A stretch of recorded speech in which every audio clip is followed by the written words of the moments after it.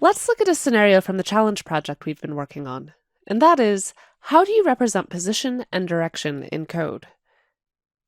Currently in the challenge project, we have a terminal scribe class, and it has this x and y position, and also two direction numbers representing the x and y components of the direction. But what if we wanted to get a little more abstract? Let's make an orientation class that contains information about the position and direction of things and allows us to do some sort of boilerplate stuff of moving things around and orienting them. All right, so class orientation. In it, we're going to pass self, we're going to pass in an x position, a y position, and degrees, just like we did with the terminal scribe, and we'll figure out the direction vectors from there.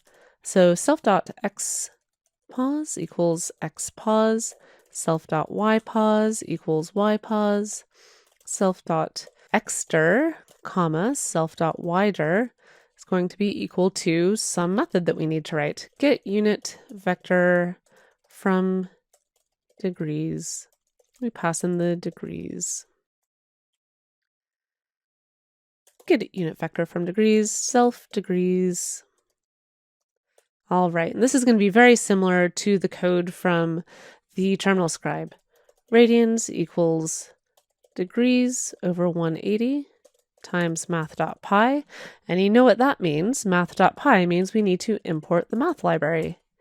Then we return math.sine radians, comma, negative math.cosine radians. Okay. We also want to write a getNextPosition function. GetNextPos self, and this is similar to our forward function in the terminal scribe. So return self.xpos plus self.xdir, comma, self.ypos plus self.ydir. Okay, let's try this new class out. My orientation equals orientation 75 is a good direction, sure. My orientation dot get next pause. All right, sure, looks good. So notice that get unit vector from degrees doesn't actually use this self instance at all. And this is very similar to the scenario we saw earlier. If we try to remove it and use this class, we get an error because we're still passing that self instance into this method, but now it only takes a single parameter, the degrees. So maybe let's try removing the self instance in the constructor. Nope, that's no good either. But now this getUnitVectorFromDegrees method isn't defined at all because we're not referencing the orientation class it's defined in. Python doesn't know where to look for it. So let's call it using the orientation class where it's defined. All right, and now it works again. So this method is a static method, like the static variables we discussed earlier.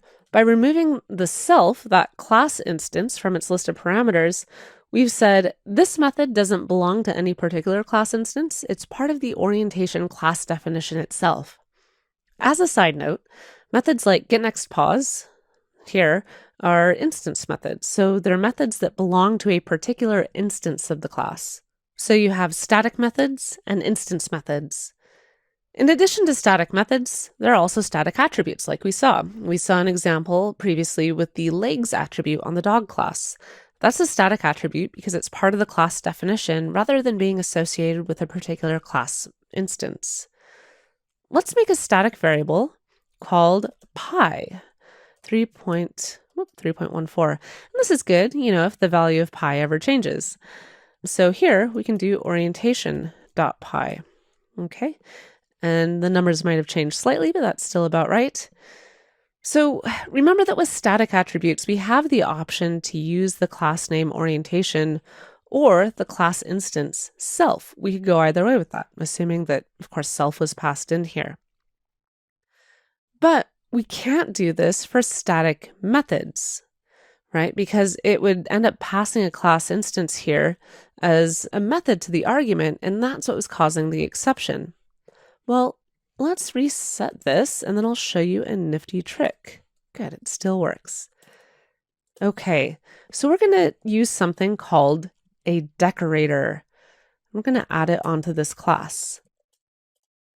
Static method. Okay, so this is called a decorator. A decorator in Python is an annotation or description for your function definition. So it starts with this @ sign. So this is the static method decorator. And decorators just define some special attributes or information about this function so that Python knows how to handle it. So now we've explicitly told Python that this is a static method, that self should not be passed in as an argument to this method. So now watch this. I've added self back in there, and it works. The decorator just takes on all the work of removing that self from the first argument, and the method works. Keep in mind, you don't have to use the static method decorator. I usually don't, unless there's a good reason to. Depending on the company you work for, they may require you to use it as a matter of style. There are many, many ways to write the same piece of code, just like we've already seen two very different ways to represent the concepts of position and direction. I encourage you to develop your own style and even work it into your challenge project.